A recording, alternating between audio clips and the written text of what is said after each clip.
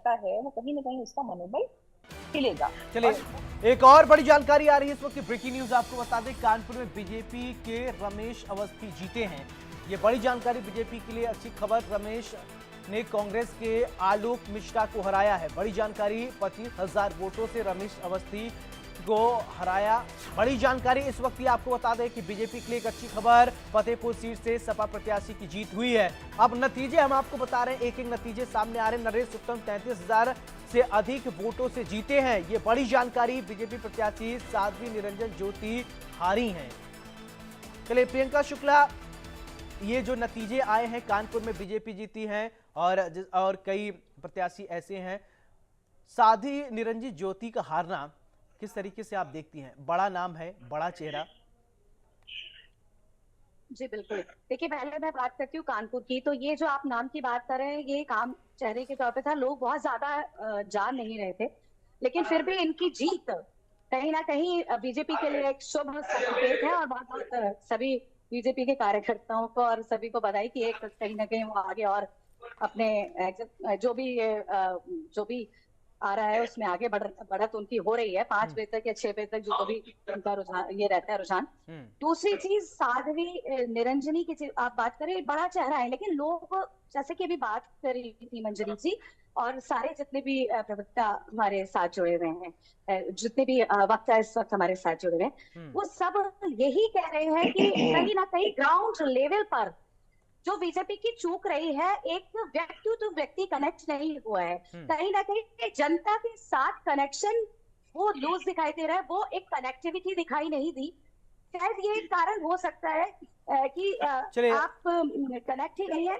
जनता चाहती क्या है और आप सिर्फ एक चेहरा उसी टाइम पे आकर दिखाते हैं। मैं आपके पास आऊंगा। प्रियंका जी, नरेंद्र सिंह तोमर क्या कह रहे हैं सुनवा देते हैं, माफ कीजिएगा। नहीं, स्वाभाविक रूप से कौन क्या करेगा ये मुझे नहीं मालूम, क्योंकि ये केंद्रीय नेतृत्व देख रहा है और केंद्रीय नेतृत्व के संज्ञान में सब चीज़ें रहती हैं। लेकिन नरेंद्र मोदी जी के नेतृत्व में एनडीए की गवर्नमेंट बनेगी।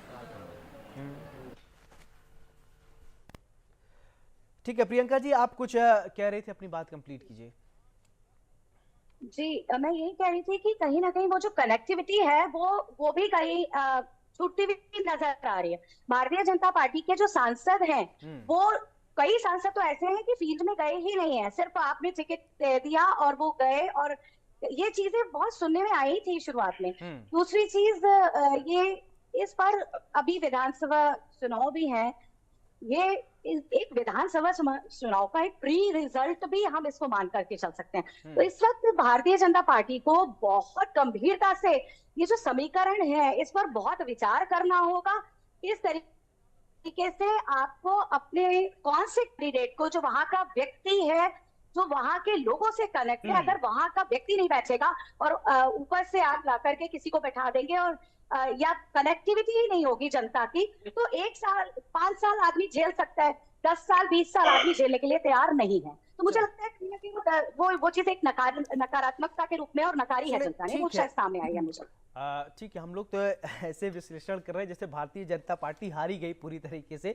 चलिए ठीक है विनम जी, मेरा सवाल विनम जी मेरा सवाल, ठीक है अभी सर अभी 293 पे आ गए। ठीक है विनम जी, मेरा एक सवाल आपसे कि भारतीय जनता पार्टी के हारने को लेकर कुछ सीटों पर हारी है, जो कि अभी तो टैली में हमारे जो नेशनल में हम बात करें तो 293 उत्तर प्रदेश में पीछे है। उत्तर प्रदेश में है पीछे।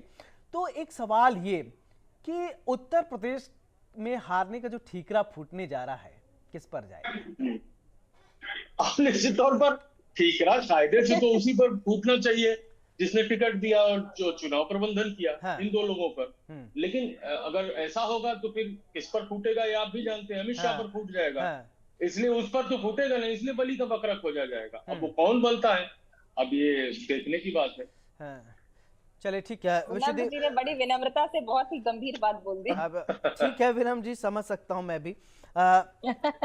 विश्वदेव जी, मैं आपसे ये जानना चाहता हूं कि जो नतीजे आ रहे हैं और बीजेपी कहीं जीत रही है, कहीं समाजवादी पार्टी जीत रही है, एक हमारे टैली में बीएसपी का हम लोग चर्चा ही नहीं कर रहे हैं क्योंकि 0 पे है। बहन जी 0-0 पर है, अभी खाता भी नहीं खोला। एक समय में मुख्यमंत्री हुआ करती थी, बेहतरीन उनका प्रदर्शन था, लेकिन अभी तक कहीं उनके खाते खुलने की भी बात नहीं सामने आ रही है। तो क्या मान के चला जाए बहुजन समाजवादी पार्टी पूरी तरीके से कट गई है लोगों से? सौरभ भाई, पहले तो मैं क्लैरिफिकेशन करूं। क्लैरिफिकेशन ये है कि जब भी हम लोग पिछले 2 महीने में चर्चा कर रहे थे चुनाव की, तो हम लोगों ने बीजेपी के सीट सिलेक्शन के बारे में हमेशा एक बात बोली थी कि कैंडिडेट के खिलाफ एंटी इनकम्बेंसी है, लेकिन प्रधानमंत्री नरेंद्र मोदी के नाम पे वोट दे पड़ेंगे और वोट मिलेंगे, उनकी लाभार्थी वर्ग की योजना है, वो उसका बेनिफिट उनको मिलेगा। अब आप देखिए हुआ क्या है, चरणबद्ध तरीके से बार बार हमने ये भी बोला कि फेज दर फेज चुनाव के मुद्दे बदलते चले गए। कहां से उठे, मछली से उठे, मंगलसूत्र पे आए, उसके बाद कहां कहां चले गए मैं बोलना भी नहीं उचित समझता। तो उसके अलावा अगर आप और बाकी चीजें देखें, जब 400 पार का नारा दिया गया तो हमने यही बोला कि भाई 400 तो नहीं आ सकते। ये 3 फेज में, पहले 3 फेज में यही बोला गया, 400 कैसे आएंगे, हम लोग ये सोचने लगे। लेकिन यही ग्राउंड पे जब गया और ग्राउंड पे विपक्ष राहुल गांधी और अखिलेश यादव ने उत्तर प्रदेश में खास तौर पे एक मुद्दा उठाया कि यह 400 इसलिए चाहते हैं कि संविधान बदल देंगे, आरक्षण खत्म कर देंगे, तो वो मुद्दा बहुत ज्यादा एक बड़ी जानकारी आ रही है इस वक्त की ब्रेकिंग न्यूज आपको बता दें कि हमीरपुर से जहां पर बीजेपी प्रत्याशी पुष्पेंद्र चंदेल आगे चल रहे हैं, बड़ी जानकारी 4,48,989 वोटों के साथ आगे। तो ये बड़ी जानकारी दूसरे नंबर पर।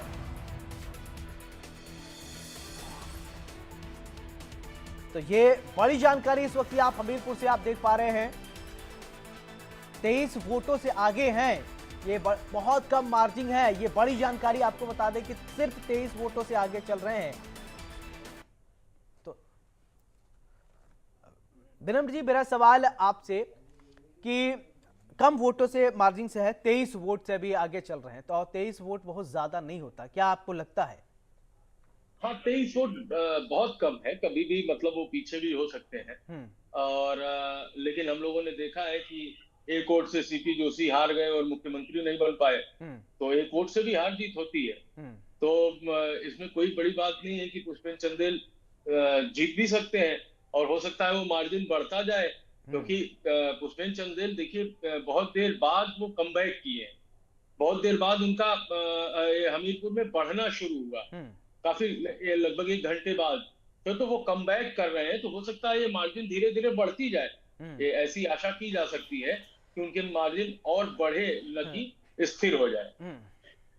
तो ये और ऐसे एक बात और महत्वपूर्ण है सौरभ जी, कि ऐसे कांटे के टक्कर की सीट बहुत सारी है, 5-7 सीट ऐसी आपको दिखाई पड़ेंगी जो 2000-3000 के आसपास की सीट है। ये क्या कहीं मतलब इस समय भारतीय जनता पार्टी ने क्या कहीं चुनाव प्रबंधन में कहीं कोई कमी छूट गई, या उनका मैनेजमेंट जो चुनाव का लोग देख रहे थे प्रदेश कार्यालय से, उनका कहीं कुछ चूक रह गई?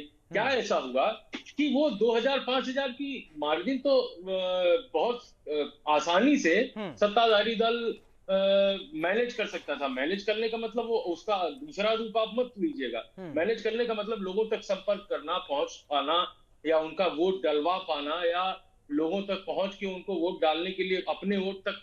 सबसे बड़ी बात, एक कारण और है भारतीय जनता पार्टी, इस बात से लगभग सभी लोग सहमत होंगे कि भारतीय जनता पार्टी ने इस बार अपने वोटर का वोट डलवाने में भारतीय जनता पार्टी असक्षम रही।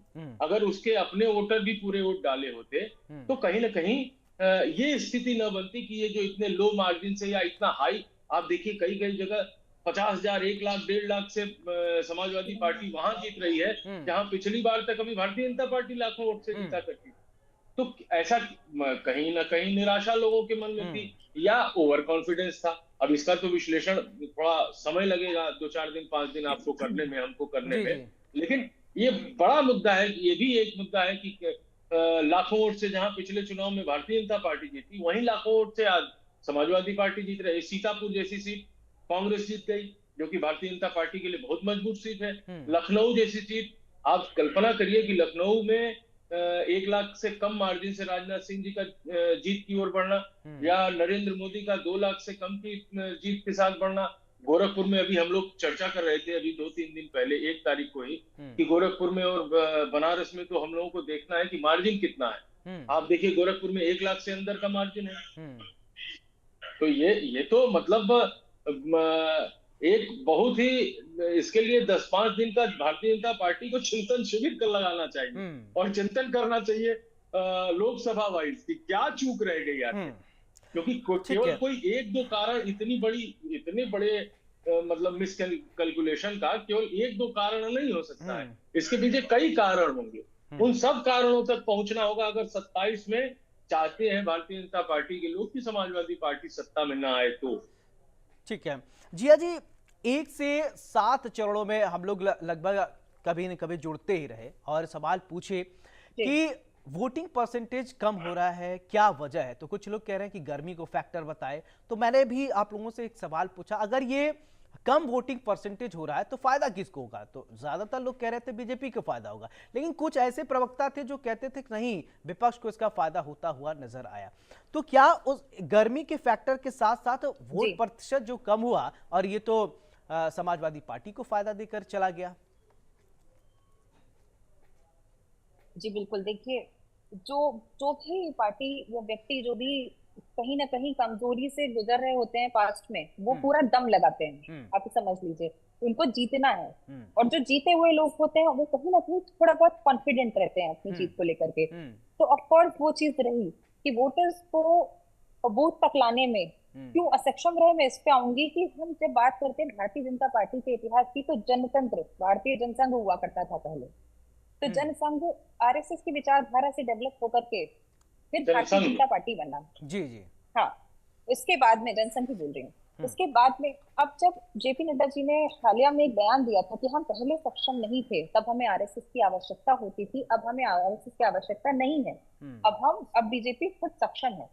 तो कहीं ना कहीं बड़े लोग इस बात को इस तरीके से भी ले रहे थे कि आरएसएस कोई प्रकल्प नहीं है बीजेपी का, इसके लिए ये सफाई दी गई है, ये बयानबाजी की गई है। लेकिन कहीं ना कहीं जो ग्राउंड लेवल का आरएसएस का कार्यकर्ता था, जो ये काम कहीं ना कहीं करता था विचारधारा पहुंचाने का, लोगों को जागरूक करने का, उस व्यक्ति ने, उस कार्यकर्ता ने वो काम में ढिलाई कर दी जी। और वो एक ईगो इश्यूज के तरीके से हो गया कि ठीक है, अगर हमारे बिना आप कर सकते हैं और आप सक्षम हैं तो ठीक है, तो आप सक्षम है तो अब इस बार आप करिए।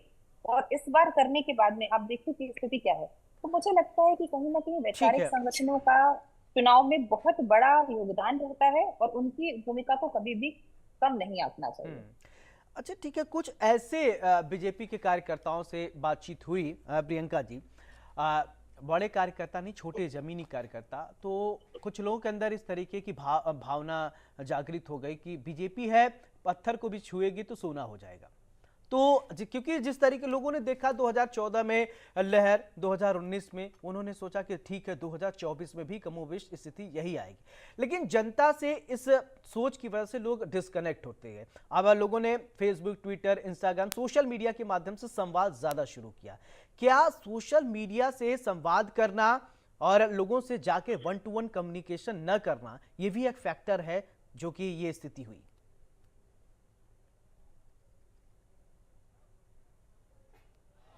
चले, राहुल गांधी की एक